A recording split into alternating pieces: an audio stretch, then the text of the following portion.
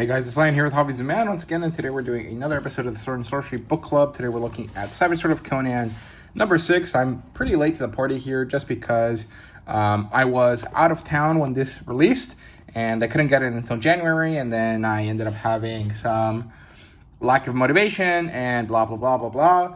It took me a while. Thankfully, I got it out before the next issue came out, and hopefully that's good enough for you guys. But yeah, so we're looking at Savage Sword of Conan, number 6. Before we start, there are two things I want to say. One, happy birthday to C.L. Moore, creator of Jewel of Joyery, who is a very Red Sonja-esque character. She was a sort of contemporary of Robert E. Howard.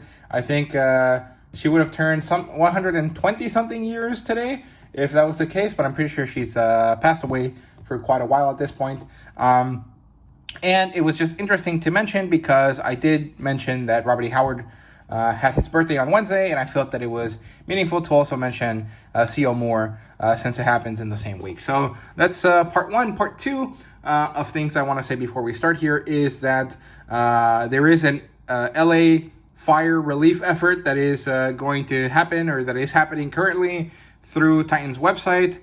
Through the Conan merch store, they are selling a print by Gerardo Safino, who is who made this artwork to commemorate the fire departments of LA, and all of the proceeds that are made through sales of that print are going to be given to the LAPD, right? So I'll leave a link to that down below, and I think that's it. So let's get into it here. So here's the cover. As usual, I have some slight complaints about the materials used here, but I'm not going to bore you with that. I just want to mention it here. Let's look at the cover, though. This is by Jason Sean Alexander. It's a really great cover. I do like it a lot. I enjoy the scroll work tattoos that Conan has across of him, or across his chest, across his body. I love that the hand is represented here, which is deeply important to the story. I like that he's coming out of a cave. This is probably one of the best covers in terms of representing what the story inside is about, and I think that's great. I really love that. I love the color used here. And I actually really enjoy this outfit as well. I do think that these, tusks or horns coming out of his crotch are a bit odd, but it does look awesome, so I can't really say too much about it. Aaron and Isherwood and John and Downs and Kowalski are the creators for this time. And in the back here, we have this beautiful printing of this old cover from an older Savage Sword, I think. And they are going to reuse this for a different cover for issue 7, which is pretty interesting. I really love this, how it looks. I'm not going to get it that cover. I'm just going to stick to cover A. For most of the time, I just prefer doing that instead of going out of my way to find different covers. But I love the rendering on this female figure here. I love the animals here. I think they're cool. I like the inclusion of a Komodo dragon, and I like this leopard man, bull man, or whatever, cat man creature that we have here. I think it's very cool. It also reminds me of Gyuin from the Japanese novel series Gyuin Saga, which is basically as best as or as close as you can get to Conan from Japanese media, and I think it's pretty cool. So yeah, that's it for the outside. Moving into the inside here, we have the Meeting Chronicle. We have an ad for Obsidian Moon, Cult of the Obsidian Moon, which I still haven't bought. I have not bought any of the hardcover books that they have released. But hopefully when they get paperback editions, I'll buy them just because it's cheaper and more accessible for me. Here's the map as always. Nothing too important here. And here is the interior. This is from Isherwood's artwork for Jason Aaron's story. In terms of content here, we have King Conan and Sorcery World Part 2, although there's actually like 6 parts, or maybe... Yeah, I think it is 6 parts total. They just only mention the second portion that is conveyed here, but there are technically more, portions out through the story, which I find a bit annoying. It almost feels like it should have been something that happened across several issues that, for whatever reason, was condensed. I don't necessarily mind per se, and I do think that the reading is much better, everything together, but it's just kind of odd that they kept those bits of letter work to show you that they were different parts that, for whatever reason, are kept as single portions here, right? Then we have Conan Madness on the Mound, and I like the story, but I think the title is probably incorrect. Maybe it should have been like Star Madness or something like that, maybe a little bit different. We have a Dark Agnes story, which I think is pretty cool. And then we have 2 pinups, one by Gerardo Safino and one by Tom Rainey. And I actually really enjoy these. And then we have a little portion of artwork from the Dark Agnes story, which I quite like. So we open up here with the pinup here, and this looks awesome. I think the more that Safino draws Conan, the more I enjoy how he looks. I think he has a very interesting, like, ugly rockiness to his face that really encapsulates how powerful this character is, how interesting this Cimmerian is, right? It really encapsulates that kind of like stony, dark, brooding kind of vibe that he has, and I really like that. There are some issues, with some of the stuff that Safino chooses to do, like, these giant earrings and stuff like that. I don't think Conan would do that. That feels a bit more piratey than barbarian, but, what do I know? The details on the sword there are also pretty cool. And here we have the start of the second part of Jason Aaron's story. It's King Conan, the Ensorcered Part 2 by Jason Aaron with Jeff Isherwood as the artist. And basically Conan comes out of Grayskull Mountains. He goes down and he encounters the Witchbreaker and his acolytes, or his followers. And it turns out that the Witchbreaker is actually also a witch. And Conan figures this out when he starts fighting them, and he cuts them in half, and they somehow survive. Let me see if I can find the moment where that happens properly. I think that's later on here, but so Conan is fighting these people, and then it turns out that Conan and this guy are, entwined in some way. This guy gives Conan his backstory. It turns out that he was the son of a guy that was interested in magic but was bad at using it, and so he forced himself to get better so that he wouldn't have to deal with his father anymore. And as he uses his magic against Conan, Conan gets angry and starts fighting him. He cuts him in twain, and this is when it turns out that this guy is not dead. He has very interesting magic, and it doesn't let him die. But he has to do some sort of like penance ritual or something. And since Conan knows that this man is a wizard and knows that the witch in the Grayskull Mountains is going to be in severe danger, he rushes back to try to talk to her. He encounters her bears, and she eventually comes back. And this is when we see her name is Selenia, or Selena, and she is a green witch, whatever that means. And so Conan and her have an interaction. They go deeper into her cave, and the woman tells Conan that he is magical because he had this vision where he sees death and destruction of the witches and of women and all of these difficulties that he has encountered, and he knows that the magic that this character is using is the same as the magic that Selena uses. And when he tells her this, she thinks that he is magical as well. She tells him this, and Conan, of course, being a Cimmerian, is deeply uncomfortable with this reality, lashes out, and tries to leave. Then she manages to convince him not to, and she says that the goddess will provide them a weapon to take down this man, this Witchbreaker. All they have to do is ask her for it. So she makes this hole in the ground, she casts some sort of spell on it, and Conan has to constantly come back to this hole and pray to the goddess in some way. And we get Jason Aaron telling us here that he does it really badly because he basically just curses at the hole, and somehow the goddess is understanding of his reality and still provides him with a weapon over time, right? And so Conan and the woman, Selenia, grow closer together. They fall in love to some extent, and they lay together as they go through their time killing some of the Witchbreaker's acolytes as they sense his approach, right? And the further they go, the more they realize that the Witchbreaker is, a disgusting wizard. His magic is dangerous, and he eventually gets the sword from the goddess. And this is where we get the War of the Witches, which is basically the last portion, if I remember correctly, of the story. So Selenia gets her war paint, and she wears a slightly more, warrior-esque outfit, and she uses her green magic to create these swords out of trees. And then the Witchbreaker and his acolytes show up, and they have this ferocious battle, And it's pretty cool. I actually really like it. I think the artwork here is really awesome. And I really, really enjoy it. And so Conan is, dropping goons left and right with his special sword. He attacks the main guy, and the attack doesn't land the way that he was expecting it to. And so the tide turns against him. And this is when Selenia uses a spell to call down the goddess's wrath, basically. And this creates these crazy cataclysmic situations across this mountain. And Conan eventually is in the sky. He uses the weapon given to him by the goddess, and he destroys the wizard, right? And this is an awesome page. I really, really enjoy it. I like it a lot. Very, very cool stuff.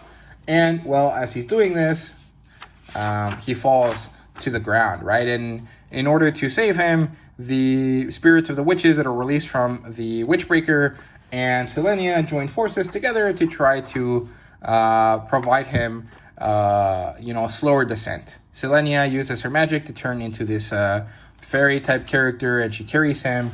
And then as Conan and the woman, kind of revel in the end of their battle, they, have sex in the sky, because that's what you do if you're Conan. And that's basically the end of the story there. We have this final moment here of, reconciliation or finality, where they say goodbye to each other. Maybe reconciliation was the wrong word, but hopefully you guys can understand what I'm trying to say here. And it turns out that Conan didn't leave her alone. He left her with a child, or waiting for a child. And then we have the epilogue called The Legacy of the Witch, where we see that Conan's son, is now the leader of Aquilonia, and he has traveled across the Grayskull Mountains, and he remembers his father's words to leave the witches of this area alone, and he continues on his journey. And this is when we see his brother, his half-brother, see him from the distance. And I think this is really cool. I actually really like this. I think that this is an interesting concept to go forth, beyond King Conan. What happens after?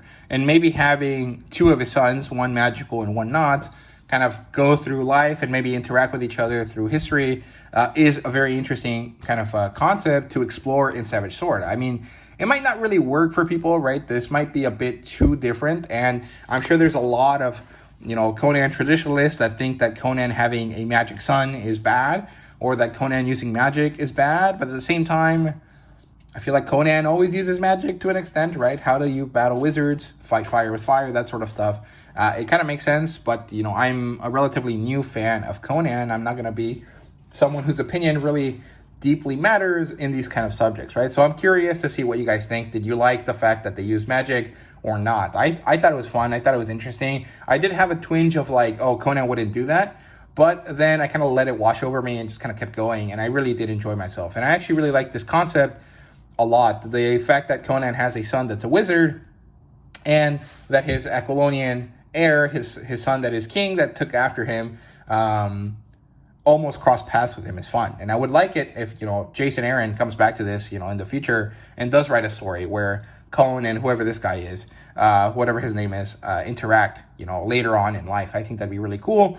But, it is what it is. The Madness on the Mound is a short story by Matthew John, who I think has done work for some of the other short story collections that Titan has been putting out for Conan before. And this basically follows right immediately after the end of the Frost Giant's Daughter. So maybe this should have been in the previous issues when the Frost Giant's Daughter was being celebrated, right, because of 90 years of it. And this is pretty fun. Conan and Nord and a few other Asgardians, because I can't remember if they're Aesir or Vanir, are hanging out. They make it back to a little village, and when they're there, I think like a meteor or a star falls to the ground, and bad things happen because of this, because of your classic eldritch horror. And so Conan has to fight these plant monsters, and he manages to do so quite well. And I actually liked it. I thought it was a great story. I didn't really read it too deeply, but I did enjoy myself throughout it. And I really loved this pinup here. I thought it was great. It's a young Conan, which looks awesome. I think Rainey could do a lot of good work on covers featuring young Conan, or on maybe a short series that features, young Conan. And I really enjoy these plant zombie monster things that he drew. They look really great. They almost do look like frost giants, but at the same time, they also look like, Vanir and Aesir. They do look, Asgardian or, Nordic, if you like. So I really enjoyed this pinup. I think it was great. And so that ends the story there. Then we have the head of St. Denis. And Michael Downs does a good job with the story. I think it works really well. It's a weird musketeer story, basically. I don't know if that's a term that was ever used to describe Dark Agnes, but I mean, it has that kind of sentiment, right? It has that kind of vibe where Dark Agnes is a musketeer type character, and she goes through something very spiritual, very weird throughout the story. The one thing I do have to say is that Peter Kowalski's artwork is interesting. Some of it looks great, like this pose here of Agnes looks good, and some of the details on these horses and stuff looks great. But at the same time, there's also maybe a little bit too much detail in some things, like in this in this vignette here. I feel like Dark Agnes gets lost in all of the lines. Like, I don't necessarily have a difficult time with this, but I think that maybe someone that's older, which is the demographic that reads this stuff, might have a difficult time understanding this, right? Or having a difficult time, contrasting the image of Dark Agnes against the background, because it's very line-filled and it's very easy to kind of get lost in it, right? It almost feels like a bit too much. Like, if you look at it too long, you're going to not understand what's going on anymore. And that's a bit of a shame. But it's also pretty interesting, and I think they just haven't really found the right style for Dark Agnes. They tried using an anime style in a previous issue. This one is very interesting, but not necessarily one that I think it works for Dark Agnes either. And I think that they're just experimenting with that before they kind of find one and maybe give us a proper Dark Agnes series, right? I don't know. I'm not really sure, but that's kind of what it feels like here. But this story is pretty interesting. Agnes has separated from Ethan or Etane or whatever his name is, and she's going through this forest. She's being chased by some goons, and as she goes through the forest, she manages to kill all of them. And then when she's alone, finally in the forest where she feels at home, she actually suddenly feels uncomfortable because a spirit shows up.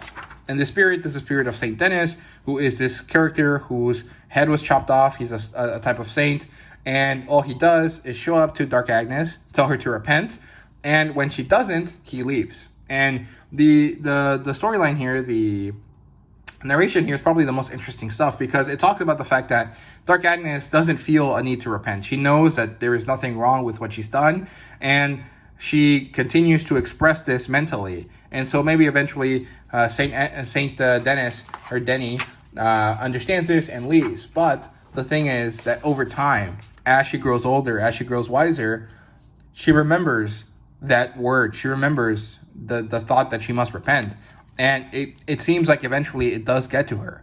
And it's pretty interesting. I actually quite like it. And I think it makes sense for a character like Dark Agnes with a much more, not modern per se, but much more advanced, moralistic structure to have, repent, to be upset at all the killing that she did throughout her life, right? Maybe it's not something that Conan would ever feel, if Conan had the same situation, but it is something that Dark Agnes will deal with, right? So I thought it was cool. I really enjoyed the concept behind the story. I think the execution was a bit lackluster because this artwork just doesn't really work for me. And it's a bit of a shame because I think that this creator got a great opportunity, and for me, he just didn't really hit the mark. And I just think it's hard to find a style that fits Dark Agnes, because she can't look like Solomon Kane, she can't look like Conan, but then what is she supposed to look like, right? Like, it's kind of hard to really pin down what she should have, right? Because Kieran and Conrad kind of have a style that already exists for them,